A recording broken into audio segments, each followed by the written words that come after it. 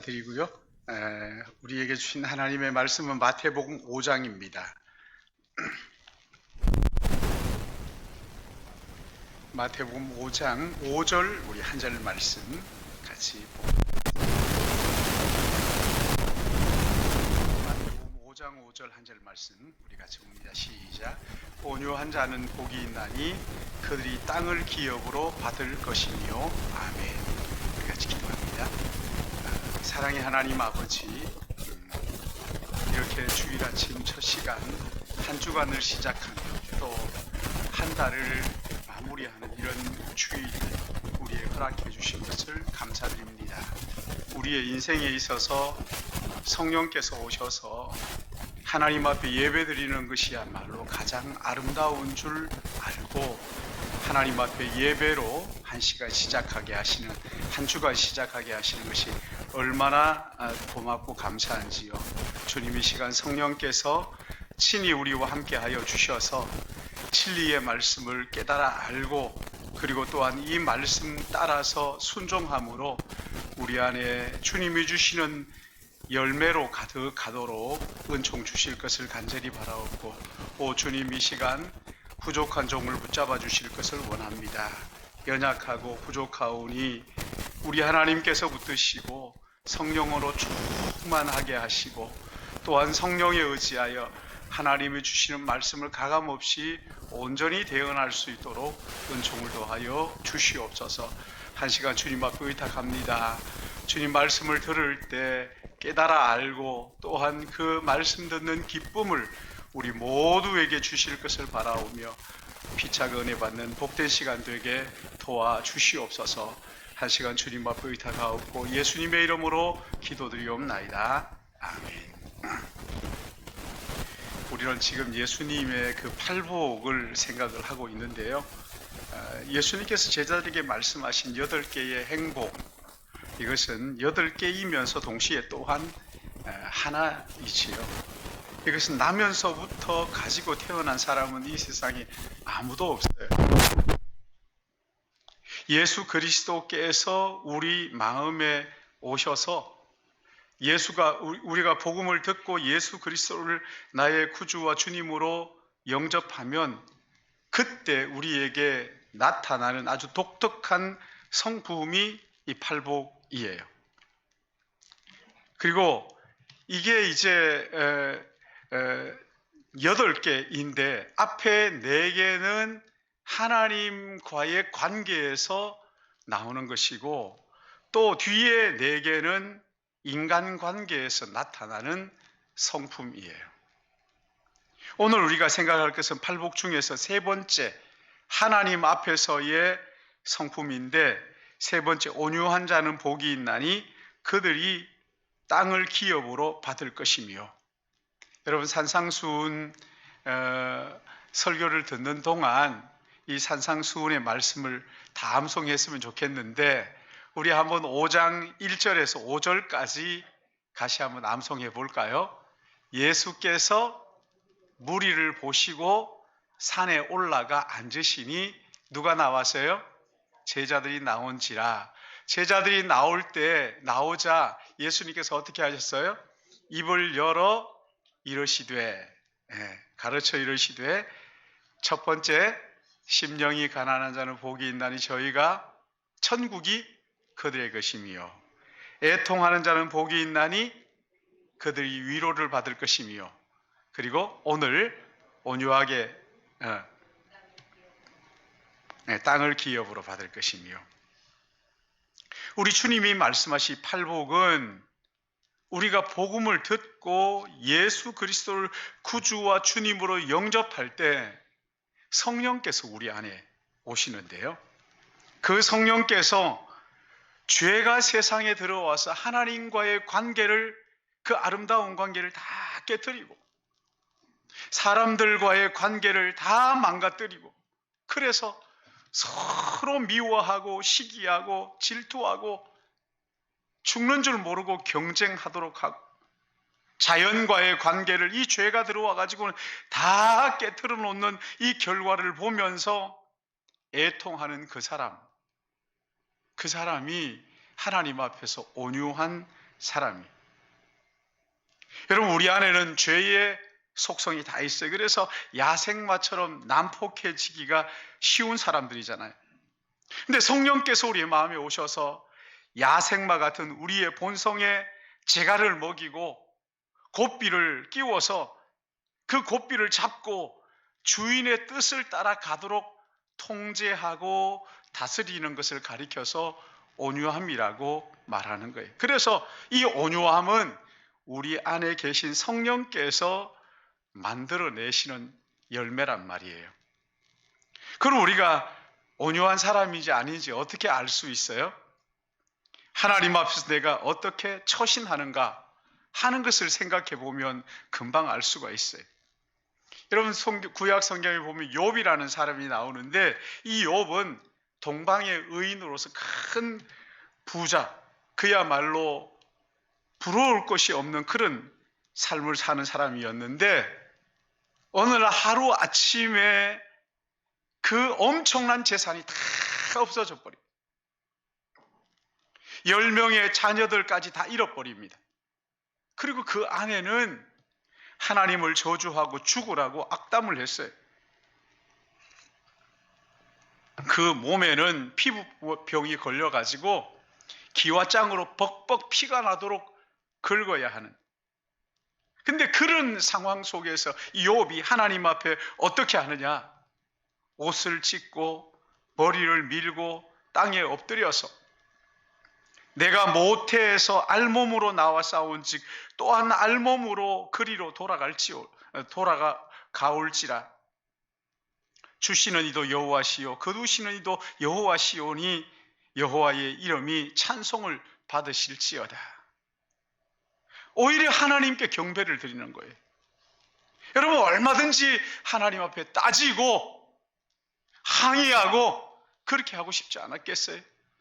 그러나 욥은 어리석게 하나님을 원망하지 않고 하나님 앞에 오히려 내가 빈손으로 왔는데 하나님 앞에 빈손으로 가는 게 맞지 않습니까? 하면서 그렇게 하나님을 경배하는, 여러분, 이게 하나님 앞에서의 온유함이에요. 우리들 가운데 어떤 사람들은 정말 이해할 수 없는 그런 불행, 고통, 그 속에서 괴로워하는 분들이 있을 거예요. 하나님 앞에서 정말 소리치고 싶고 따지고 싶고 항의하고 싶은 그런 분들이 계실지도 모르겠어요. 아니, 하나님 어떻게 저를 이렇게 대하실 수가 있습니까? 섭섭한 마음에 몸서리치는 그런 사람들이 있을 수 있어요. 하지만 욥처럼 하나님을 전적으로 신뢰, 하나님의 말씀을 붙들고 하나님의 때를 기다리는 거예요. 여러분, 이것이 하나님께 대한 온유함이에요. 저녁에 울음이 기숙할지라도 아침이면 하나님께서 기쁨을 주실 것이라는 것을 믿고 끝까지 묵묵하게 기도하면서 하나님의 뜻을 기다리는 것, 이게 온유함이란 말이죠. 모든 것이 합력하여 결국 선을 이룰 것이라는 것을 믿고 그 약속의 말씀을 붙들고 기다리는 것, 여러분, 이게 온유함이라고요. 또 하나는 사람 앞에서 어떤 태도를 가지느냐 하는 것을 통해서 나의 온유함을 확인할 수가 있는데, 특별히 사람들이 자기를 비난하고 대적하고 모함할 때 내가 그 사람을 어떻게 대하느냐 하는 것을 보면 알 수가 있어요. 민수기 12장 3절 말씀을 보시면요, 이 사람 모세는 온유함이 지면의 모든 사람보다 더하더라 라는 말씀이 있어요. 이 땅에서 모세가 가장 온유한 사람이었다, 그런 말이잖아요. 여러분, 모세가 430년 동안 애굽에서 종살이하던 이스라엘 백성들을 이끌고 40년 광야를 지나서 이제 가나안 앞에 도착을 했습니다. 근데 그 모세의 형과 누이가 아론과 미리암인데, 이 사람들이 일부의 불만 세력들과 결탁을 하고는 모세를 인신 공격을 하는 거예요. 어떻게 하나님의 하나님의 백성의 지도자가 에티오피아 여자와 이방인과 결혼할 수 있단 말입니까? 여러분, 모세의 아내가 시보라잖아요. 이 시보라는 구스 사람, 그러니까 흑인이었어요. 그러니까 어떻게 그럴 수가 있느냐고. 여러분, 이 미리암은요, 모세가 가장 어렵고 힘들 때, 살인을 하고 광야로 도망갔을 때, 그때 자기를 받아준 사람이 아내였는데, 이 사람을 놓고는 인신 공격을 해대는 거예요. 여러분, 이 모세가 얼마나 화가 났을까요? 입장을 바꿔놓고 한번 생각해 보세요.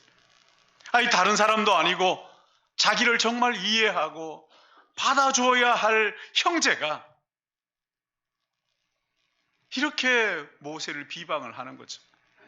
또 하나는 하나님께서 어떻게 너에게만 말씀하셨느냐, 우리에게도 말씀하지 않았느냐, 이러면서 그 지도력에 대해 가지고 도전을 하는 거죠. 여러분, 형제가 그러니까 얼마나 더 괘씸하겠어요. 모르는 것도 아니고 뻔히 알면서 얼마나 괘씸하고 화가 났겠어요. 그런데 여기 성경을 보시면 모세는 한마디도 대꾸하지 않고 화내지 않아요. 두고 보자 이러지 않습니다. 하나님께 맡기는 거예요. 그리고 하나님 앞에 기도하고 하나님이 하시도록 기다리는 거예요. 하나님을 믿고 기다리는 거예요. 이런 태도를 보시고 모세는 이 땅에서 가장 온유한 자다, 그렇게 말씀하셨던 거예요. 하나님 앞에서의 태도, 사람들 앞에서의 어떻게 하느냐 하는 태도. 그런데 이 온유함이 가장 온전하게 드러나신 한 분이 계시는데, 그분이 누굽니까? 예수 그리스도입니다.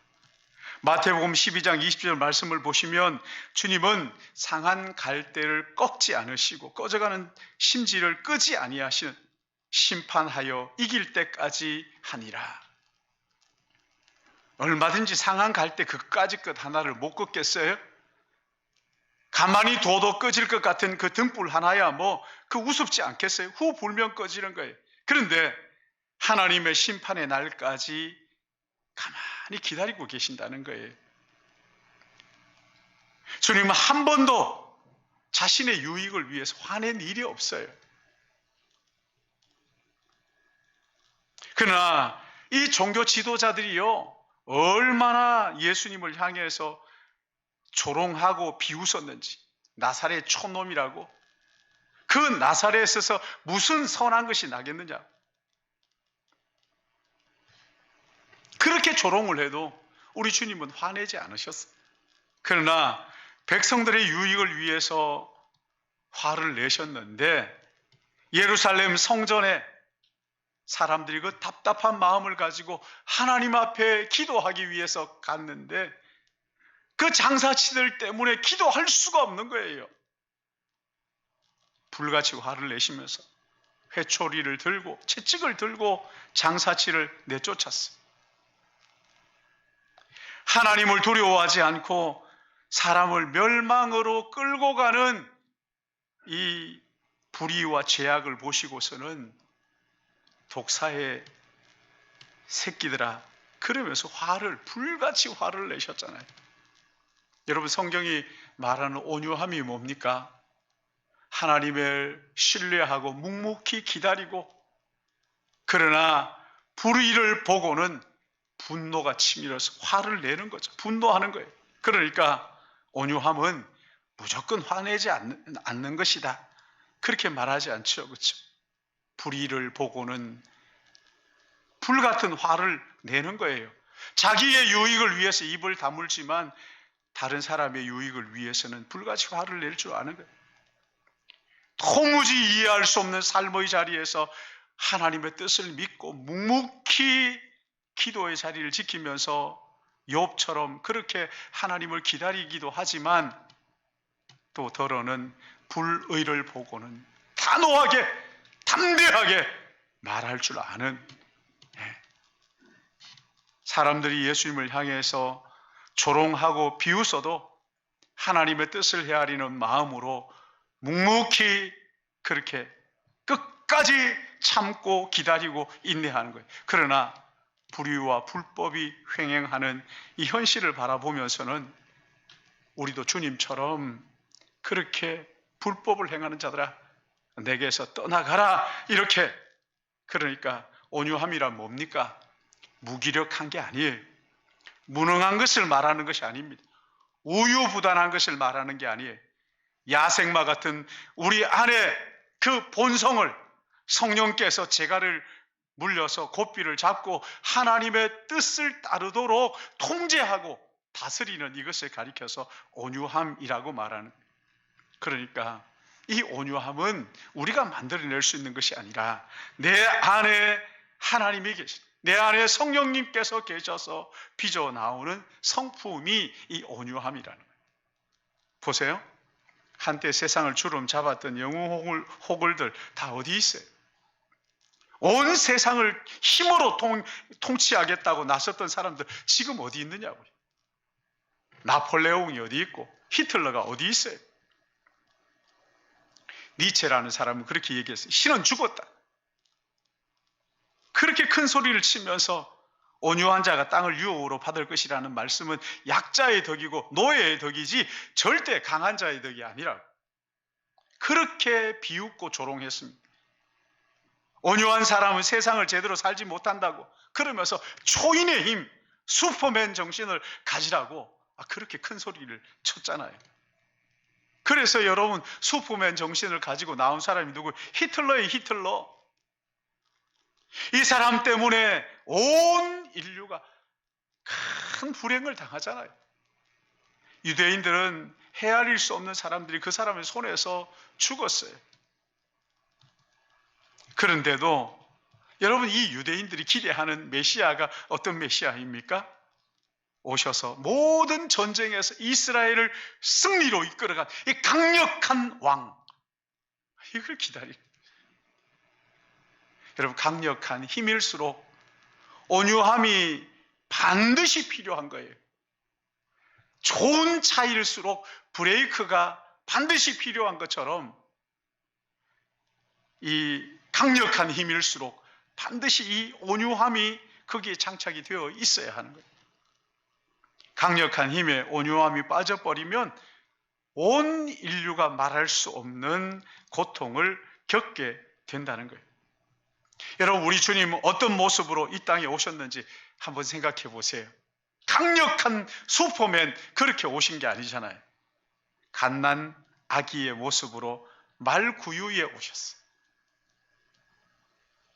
그들이 그런 모습을 보면서 뭐라고 생각했겠어요? 얼마나 가짜났겠어요?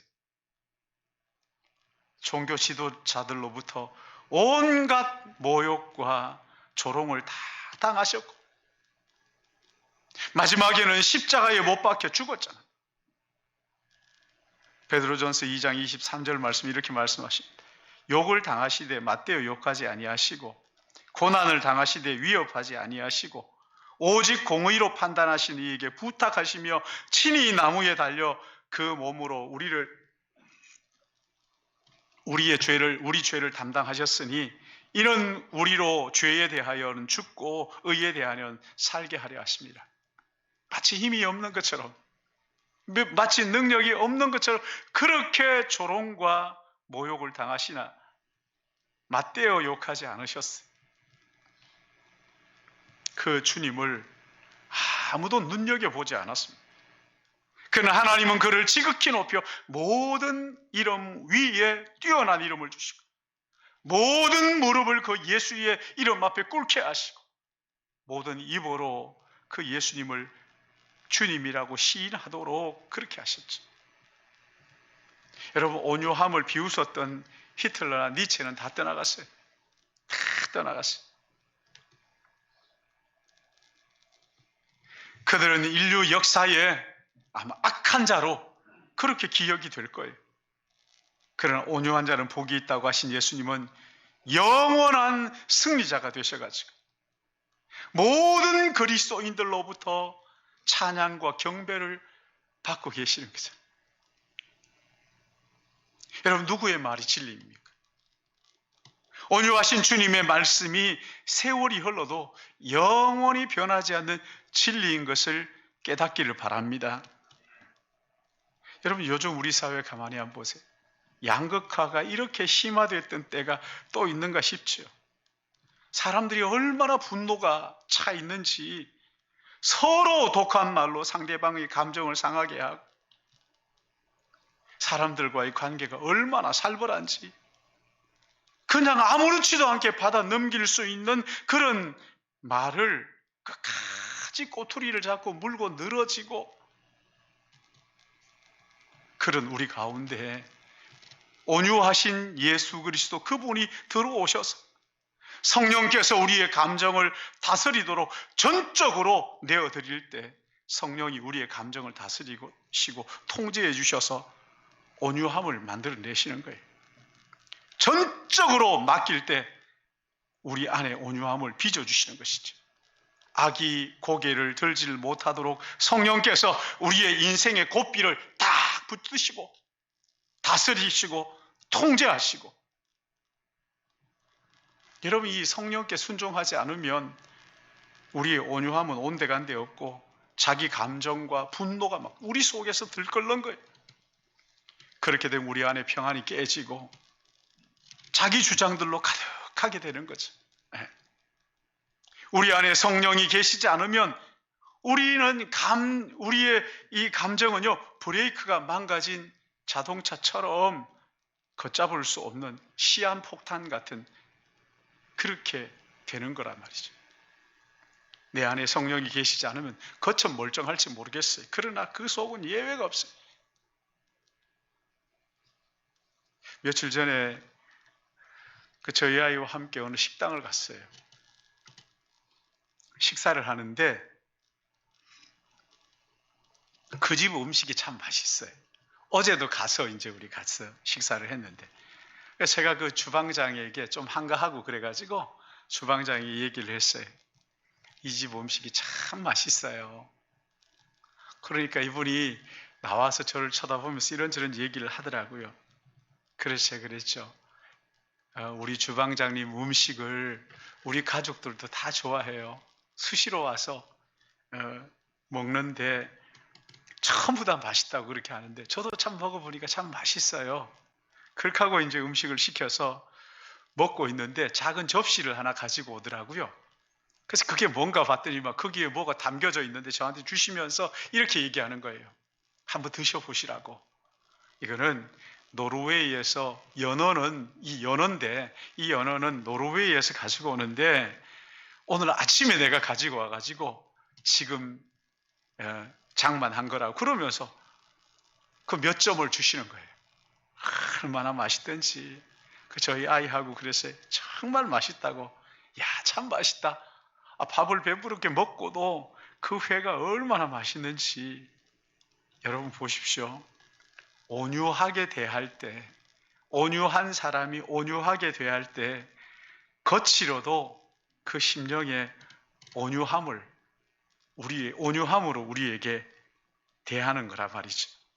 다른 사람이 온유해지기를 기대할 일이 아니라는 거예요.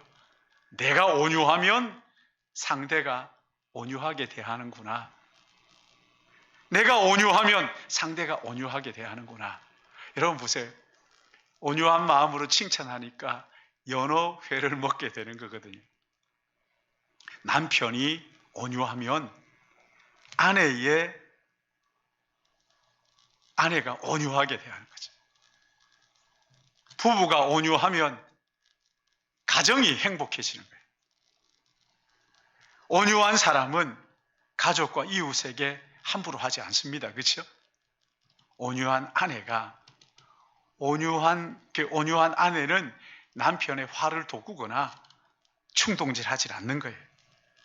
주님은 이렇게 온유한 자에게 복이 있다고 말씀하시면서 뭐라고 말씀하셔요? 어떤 약속을 하셨어요? 그들이 땅을 기업으로 받을 것이다. 사랑하는 여러분, 정말 예수 그리스도를 믿고 내 마음속에 그분이 계시는가? 여러분 한번 점검해 보십시오. 성령이 여러분 안에 계시는 것을 여러분 믿으십니까? 정말 믿으신다면요, 우리 안에서 온유함이 만들어지는 거예요. 성령께서 만들어주시는 거예요. 스스로 자문해 보셔야 돼요. 얼마 전에 우리나라 국방장관이 국정감사에서 그런 얘기를 했어요. 북한 같은 저런 불량한 약속 안 지키는 저 이웃은 정상적인 방법을 가지고 통제할 수가 없습니다. 그래서 저런 집단들은 힘의 우위를 가지고 다스리지 않으면 달리 방법이 없다는 것이 역사가 우리에게 주는 교훈입니다. 그렇게 얘기를 했어요. 어떤 사람들은 투쟁을 통해서, 민중의 힘을 통해서 세상의 변화를 갈망합니다. 그렇죠? 그러면서 교회를 향해서 그래요. 교회는 왜 가만히 있느냐고, 이 투쟁에 앞장서지 않고 왜 그냥 있느냐고 이렇게들 이야기를 하는 것이에요. 그러나 우리 주님은 진정한 하나님의 나라는 힘 있는 몇몇 영웅들이 주장하는 것이 아니라고 말씀하셔요.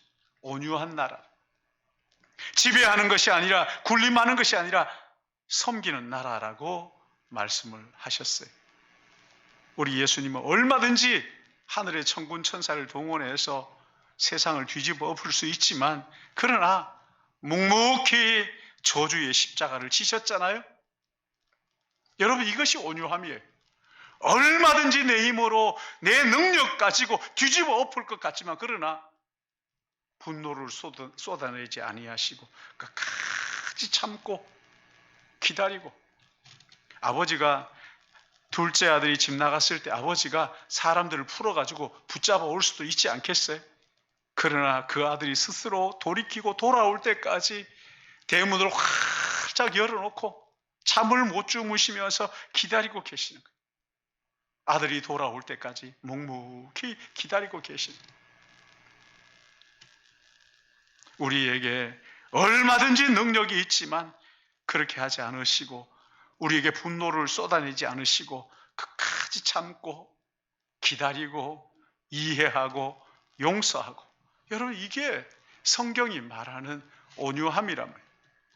그렇게 온유한 사람에게 땅을 기업으로 받을 것이다 말씀하셨습니다. 여러분, 세상은 강한 자가 살아남는다고 말합니다. 하지만 여러분, 역사 한번 보시라고요. 무능하게도 우리 대신 십자가를 지고 돌아가신 온유하신 예수님, 여러분, 그분이 지금 이 인류를 다스리고 계시잖아요. 공산주의도 이 미움을 발동시켜가지고, 그쵸? 서로 그냥 부자가 가난한 사람들이 부자를 미워하고 이렇게 해가지고 전 세계 3분의 1을 지배했지만 결국 실패하고 말았잖아요. 미움이 아니라 사랑이에요.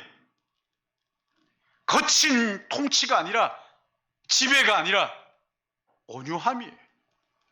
힘으로 군림하는 것이 아니라 온유함으로 섬기는 거란 말이죠.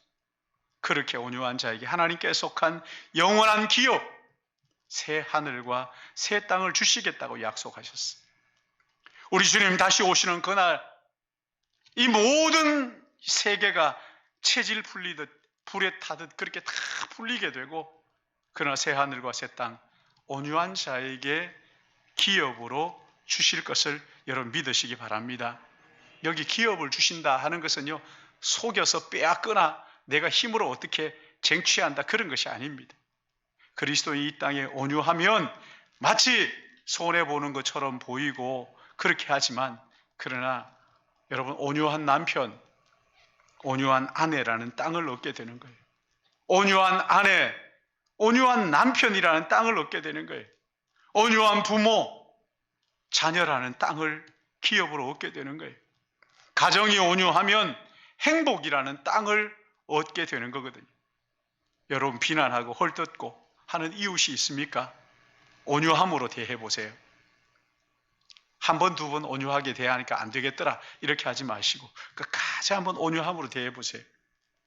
하나님이 그 사람의 영혼을 여러분이 기업으로 주시는 것을 믿으시기 바랍니다. 이게 전도예요. 이게 전도예요. 이게 전도예요. 내가 어떤 경우에든지 온유함을 대함으로써 그 사람의 마음을, 그 사람의 영혼, 그 땅을 기업으로 얻는 거란 말이죠. 어떤 상황이든지 성령께서 나의 인생의 고삐를 붙들고 예수님처럼 온유함이 우리 안에서 나오기를 기대하면서 기도하시기 바랍니다. 자신의 유익을 위하여 화를 내지 마시고 다른 사람들의 유익을 위하여 예수님처럼 불같이 화를 내십시오. 그러므로 사람이라는 마음, 사람의 마음이라는 이 땅을 기업으로 받을 뿐 아니라 우리 주님 다시 오실 때 영원한 그 나라를 기업으로 받는, 온유함으로 그 기업으로 받는 우리 모든 믿음의 가족들 되시기를 예수님의 이름으로 축복합니다. 기도하겠습니다. 아버지 하나님, 참 부족한 저희들이